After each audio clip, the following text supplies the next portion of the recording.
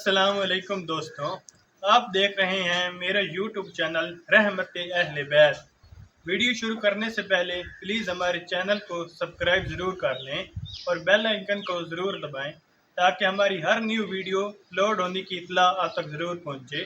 آئیے ویڈیو کی طرف چلتے ہیں۔ اس وقت ہم جس معاشرے میں ہیں ان میں سے بہت سارے لوگ ایسے ہیں کہ جو دنیاوی آسائشوں میں بھی دنیا کے کم سے کم شاید 95% شاید 99% سے زیادہ بہتر زندگی گزار رہے ہیں۔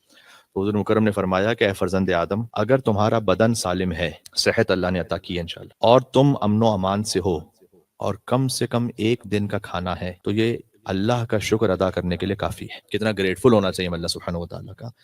فرمایا کہ اگر تمہارے پاس، پھر سے دہراؤں، تمہارا بدن سالم ہے، تم امن و امان سے ہو، کم سے کم ایک دن کا کھانا ہے، کہ دنیا سے تمہارے لیے اتنا کافی ہے اللہ کا شکر بجا لانے کے لیے۔ سبحان اللہ۔ اللہ تعالیٰ آپ کو بہت زیادہ حلال سے دنیا عطا فرمائے، لیکن دنیا کی محبت کو ہمارے دل سے نکال دے انشاءاللہ سے۔ تو جب اللہ تعالیٰ نعمتیں عطا کرے تو اس کے شکرانے کے طور پر ایک ہے شکر لفظی، ایک ہے شکر عملی۔ شکر عملی کیا ہونا چاہیے؟ جناب امیر نے فرمایا کہ جنت کے 4 خزانے ہیں، ان میں سے سب سے پہلا ہے نیکی کرنا، دوسرا ہے نیکی کو چھپا کے کرنا۔ اگر اللہ تعالیٰ نے آپ کو کوئی نعمت عطا کی، آپ اس کے شکرانے کے طور پر اللہ کی مخلوق میں کوئی آسانی اور نعمت تقسیم کرتے ہیں، تو پہلی بات ہے جنت کے خزانوں میں سے کہ نیکی کیجیے، دوسرا ہے نیکی کو چھپا کے کرنا، تیسرا فرمایا مصیبتوں پر صبر کر لینا، اور چوتھا ہے کہ مصیبتوں کو بھی چھپا کے رکھنا، شکایتیں نہ کریں۔ آج لوگوں کی عادت ہو جاتی ہے کہ ذرا سا بھی کچھ ہو جائے یا کچھ ہونے کا امکان بھی کبھی ہو 10 سال کے بعد، تو دسترخوان پر ہر ایک سے یہی بات کرتے ہیں کہ لگتا ہے کہ اب گھر کی قیمتوں کو پتہ نہیں کیا ہونے والا ہے۔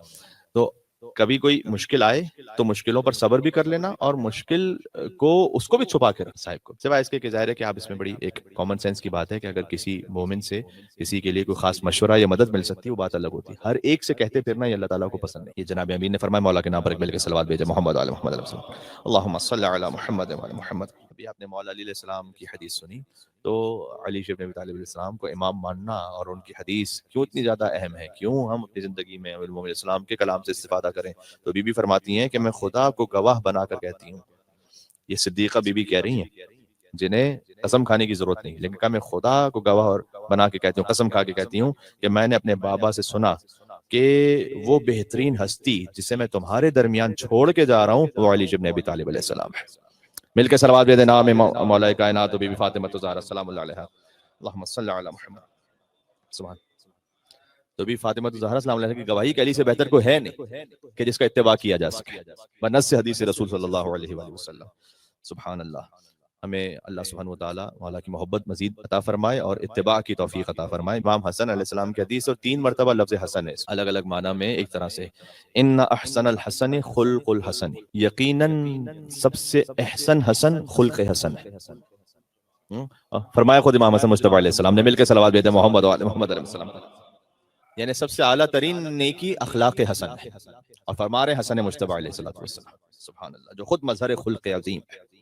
جب ہی فقرہ مولا کا فرمایا ایک دعا میں ہے امام حسین کی کہ اے اللہ، ہر وہ شخص جو تیرے علاوہ کسی اور سے دل لگائے بیٹھا ہے وہ نقصان کا سودا کیا ہے۔ اور کیجئے گا، یعنی جس نے اپنے دل کو تیرے علاوہ کہیں اور سے جوڑا ہوا ہے تو وہ اپنے نفس کا نقصان کیا ہے، اس لیے کہ خود امام نے فرمایا کہ تمہارے نفس کی کم سے کم قیمت جنت، اللہ تبیعھا بغیر، اگر جنت سے کم بیچا تو نقصان میں بیچو۔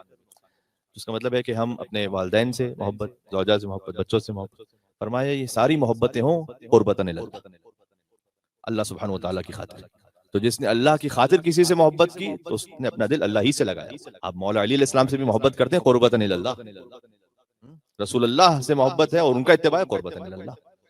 تو فرمایا کہ جس نے اللہ کے علاوہ اپنے دل کو کہیں اور سے جوڑ کے رکھا، یعنی غیر اللہ سے، جس کا اللہ سے تعلق نہ ہو، تو وہ نقصان کا سودا کیا۔ پھر امام نے فرمایا کہ اندھی ہیں وہ آنکھیں جو تجھے اپنا دیکھنے والا نہیں شمار کرتی، یعنی اگر کسی کو یہ یقین نہ ہو یا اس کو یہ ڈاؤٹ ہو یا اس کو ہوش ہی نہ ہو کہ اللہ مجھے دیکھ رہا ہے تو اس کی اپنی آنکھ اندھی ہے۔ ابو عبداللہ حسین فرماتے ہیں دعائے عرفہ میں، سبحان اللہ۔ پھر ایک بہترین نورانی کلام امام زین العابدین علیہ السلام کا، میں سمجھتا ہوں لائف چینجنگ ہو سکتا ہے کسی کے لیے اگر کوئی اس بات کو سمجھے۔ فرمایا 3 عمل اگر کسی انسان میں، ہر انسان نجات پا جائے گا، جس میں یہ 3 کام ہیں۔ پہلا یہ کہ اپنی زبان کو بدگوئی سے روک کے رکھے، سب سے پہلا بنیادی کام، مشکل ترین کام شاید، لیکن چاہے خاندان میں ہو چاہے کسی اور کے ساتھ ہو، کہ بدگوئی سے اپنی زبان کو روک کے رکھے۔ پہلا یہ انسان، ہر انسان نجات پائے گا جس میں یہ 3 باتیں۔ دوسرا، اپنے آپ کو ان کاموں میں مشغول رکھے جو آخرت سے تعلق رکھتے ہیں یا کم سے کم دنیا کے لیے مفید ہے۔ امام نے کبھی کبھی ہم ایسے کاموں میں پورا وقت لگاتے ہیں، خسر دنیا والآخرہ، نہ دنیا کا کوئی فائدہ نہ آخرت کا کوئی فائدہ. اس میں آج کل چونکہ انٹرنیٹ وغیرہ اس میں ریلز اور شارٹس ہو رہی ہے نا، کبھی کبھی انسان اتنا دیکھتا رہتا ہے، اس کو جو ہے نا 2 گھنٹے گزر جاتے ہیں، نہ دنیا کا کوئی فائدہ تھا نہ آخرت کا کوئی فائدہ تھا، وہ چیز دیکھ رہے تھے کہ جس کا فضول کوئی تعلق ہی نہیں. اور تیسرا امام نے فرمایا یعنی تو اپنے آپ کو ان کاموں میں مشغول رکھو کہ جس سے آخرت کے لیے مفید ہو یا کم سے کم دنیا کے لیے تو مفید ہو، یعنی جس میں حرام نہ ہو. اور تیسرا فرمایا کہ اپنی خطاؤں پر گریہ کرنے کہ اگر غلطی ہو جائے تو کبھی اللہ کی بارگاہ میں آنکھوں سے 2 آنسو بھی بہائے. یہ وہ فرما رہے ہیں کہ جو خود سب سے زیادہ عبادت کرنے والے، عبادت کرنے والوں کی زینت اور سجدہ کرنے والوں کا سردار ہے. جو سبحان اللہ. ایک صلوات بھیج دیں نام امام زین العابدین علیہ الصلوۃ والسلام پر. اللہم صلی علی محمد. بڑی عجیب و لطیف حدیث امام صادق علیہ السلام کی. امام نے فرمایا ہماری دوستیاں ہوتی ہیں آپس میں، دوستیوں کو باقی رہنا چاہیے، لیکن کس پر آپ پورا اعتماد کر سکتے ہیں. فرمایا کسی کی رفاقت پر اس وقت تک پورا اعتماد نہ کرو جب تک کم سے کم 3 مرتبہ اسے غصے میں نہ آزما لے. تو تعلق ہونا اچھی بات ہے، سلام دعا ہونا، دوستی ہونا، لیکن آپ کس پر یہ کہہ سکتے ہیں یہ انسان وہ ہے کہ جس پر ہم ایسا ٹرسٹ کر سکتے ہیں نفس پہ قابو ہے. کم سے کم اسے 3 مرتبہ تم غصے کے عالم میں آزما چکے ہو تو پھر پورا اعتماد کرو. اگر غصے کے عالم میں بھی وہ سیند رہے، اس کی عقل ٹھیک رہے، اس کا مطلب ہے کہ باعقل، بااخلاق، باشعور انسان. سبحان اللہ. اللہ تعالیٰ ہمیں اپنے غصے پر بھی ضبط کرنے کی توفیق عطا فرمائے. مل کر صلوات بھیجیں محمد و محمد علیہ السلام پر. اللہم صلی علی محمد و محمد. امام علی ابن موسیٰ رضا شہنشاہ خراسان علیہ السلام ارشاد فرماتے ہیں ایک امام نے دعا دی ہے، اور میں دعا اس لیے آپ کی خدمت میں پیش کر رہا ہوں کہ دعا آپ کے لیے انشاءاللہ. امام نے فرمایا خدا رحم کرے اس پر، یعنی رحمت اللہ علیہ. جسے امام رحمت اللہ علیہ کہیں، ہم تو ویسے ہی پتہ نہیں کس کو کہہ دیتے، لیکن جسے امام رحمت اللہ علیہ کہیں تو اللہ کی آپ سوچئے کتنی بے شمار رحمتیں اس پہ نازل ہوں گی. فرمایا خدا رحم کرے اس پر جو ہمارے امر کو زندہ کر دے. پھر امر کو زندہ کرنے کا مطلب کیا ہے؟ امام نے فرمایا ہمارے امر کو زندہ کرنے کا مطلب ہے کہ ہمارے علوم کو سیکھے، احادیث کو سیکھے اور لوگوں کو سکھائے. یہ کام ہو رہا ہے نا اس وقت، تو امام رضا علیہ السلام کی دعا شامل حال ہے نا اس وقت ہمارے انشاءاللہ سے. امام نے فرمایا اس لیے تم ہمارے علوم کو بتاؤ لوگوں کو، اس لیے کہ اگر وہ ہمارے کلام کا حسن پہچانیں گے تو خود بخود ہماری اتباع کریں گے. سبحان اللہ. یعنی اگر وہ ہمارے احادیث کے محاسن کو پہچان لیں گے تو وہ خود بخود ہماری اطاعت کریں گے. اور اگر کوئی ایسا ہے اور کوئی ایسی محفل ہے کہ جہاں پر ان کا علم سیکھا جائے، دوسروں کو سکھایا جائے، امام نے کہا میں دعا کرتا ہوں خدا اس مقام پر اپنی رحمت نازل فرمائے. سبحان اللہ. مل کر صلوات بھیجیں امام علی ابن موسیٰ رضا علیہ السلام پر. شہنشاہ خراسان، شمس الشموس، انیس النفوس. سبحان اللہ. امام جواد علیہ السلام فرماتے ہیں مومن بھائیوں کا ایک دوسرے سے ملنا، یہاں کے ملاقات کرتے ہیں نا مومنین سے، مومن بھائیوں کا ایک دوسرے سے ملنا دل کی نورانیت کو لے کر آتا ہے. پہلی بات اس لیے آپ کو امام بارگاہ میں جب دل جڑ جاتا ہے نا، اور امام بارگاہ میں آپ کو کسی اور محفل میں کسی اور مقام پہ مزہ آنا ہے، آپ کہتے ہیں نہیں امام بارگاہ جانا ہے، وہاں پر مومنین کے ساتھ بیٹھنا ہے. کیوں؟ اس کی وجہ کیا ہے؟ امام تقی الجواد کہتے ہیں کیونکہ دل میں نورانیت آ رہی ہے، دل پاک اور ہوتا ہے، صفا، نورانیت.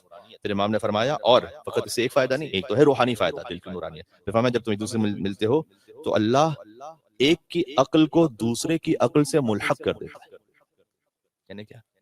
کتنی ایسی باتیں ہیں جو ہم یہاں پہ آ کے اپنی زندگی کے معاملات میں سیکھتے ہیں. تو اللہ ایک کی عقل، جو آپ سوچ رہے ہیں عقل سے مراد انٹیلیکٹ ہے، اللہ ایک کے انٹیلیکٹ کو دوسرے کے انٹیلیکٹ سے جوڑ دیتا ہے. تو بہت کچھ ہم دنیا کے معاملات میں بھی اپنی عقل سے ہو سکتا ہے کہ غلط فیصلہ کر لیتے، لیکن یہاں آ کر بہت سی چیزوں کی ہدایت مل جاتی ہے. سبحان اللہ. پھر امام نے فرمایا چاہے تمہارا قلیل مدت کے لیے ملنا کیوں نہ ہو، اب آتے ہیں یہاں پر آدھے گھنٹے، 1 گھنٹے کے لیے، چاہے قلیل مدت کے لیے ملنا ہے تب بھی اللہ دل کو نورانیت بھی دے گا، ایک کی عقل کو دوسری عقل سے ملا دے گا. اور امام تقی الجواد علیہ السلام کا وسیلہ دنیاوی تمام حاجات کے لیے بہت زیادہ مؤثر اور مجرب ہے. لہٰذا آپ سے گزارش ہے کہ اپنے قرض کی ادائیگیوں کے لیے، فرض کیجئے کہ اگر کسی کے لیے کوئی ایسا مشکل معاملہ ہے اس کی زندگی میں، خاندانی معاملات میں اور رزق کے معاملات میں، تو امام تقی الجواد کے وسیلے سے انشاءاللہ دعا کریں. بچوں کی شادیوں کے لیے اور کسی بھی حاجت کے لیے آپ اپنے دل میں، خاص کو دنیاوی حاجت ہے، امام تقی علیہ السلام سے مانگیں. امام علی نقی الہادی علیہ السلام کی بھی حدیث جو ہم نے آج منتخب کی وہ بھی اسی محفل سے ہوتا ہے. وہ کیا ہے؟ وہ یہ کہ بہرحال میں، امام نے عالم کا لفظ استعمال کیا ہے، میں اپنے آپ کو تو کسی قابل نہیں سمجھتا، لیکن امام نے جو کہا ہے وہ آپ سن لیجیے. امام نے کہا عالم اور متعلم، متعلم کہتے ہیں سیکھنے والے، یہ دونوں ایک ساتھ رشد کرتے ہیں، یعنی ایک ساتھ بڑھتے ہیں ایک دوسرے کی مدد سے اللہ کی بارگاہ. اگر محفل میں نورانیت ہے، اس میں خلوص ہے، اہل بیت علیہ السلام کے لیے ہے، تو عالم اور متعلم دونوں مل کر سفر کرتے ہیں اللہ سبحانہ وتعالیٰ کی بارگاہ میں. سبحان اللہ.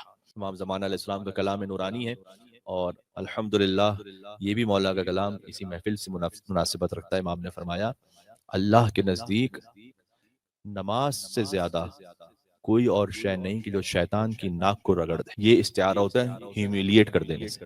جو شیطان کو ہیومیلیٹ کر، ان شیطان لکم عدو مبین، وہ جو کھلا ہوا دشمن ہے ہمارا، جو چاہتا ہے کہ ہمیں جنت کے بجائے جہنم کی طرف لے جائے، اس کی ناک کو کوئی رگڑنا چاہتا ہے نماز پڑھے. ایک عجیب کلام ہے امام کا. ایک اور بات یاد آئی، امام نے فرمایا کہ اگر تم یہ چاہتے ہو کہ تم خدا سے بات کرو تو دعا کرو، یہ چاہتے ہو کہ خدا تم سے بات کرے تو قرآن پڑھو. چونکہ قرآن میں خدا ہم سے بات کر رہے ہیں، دعا میں ہم خدا سے بات کر رہے ہیں. لیکن ایک اور منزل بھی ہے، اگر تم چاہتے ہو کہ خدا سے بات کرو تو دعا کرو، اگر چاہتے ہو خدا تم سے بات کرے تو نماز پڑھو، اگر چاہتے ہو دونوں آپس میں بات کریں تو نماز پڑھو. اس لیے کہ نماز میں قرآن بھی ہے، نماز میں دعا بھی ہے. نماز میں قرآن کی تلاوت بھی ہے، سورہ الحمد کم سے کم واجب ہے، اور دوسرا ایک سورہ واجب ہے دونوں رکعتوں میں.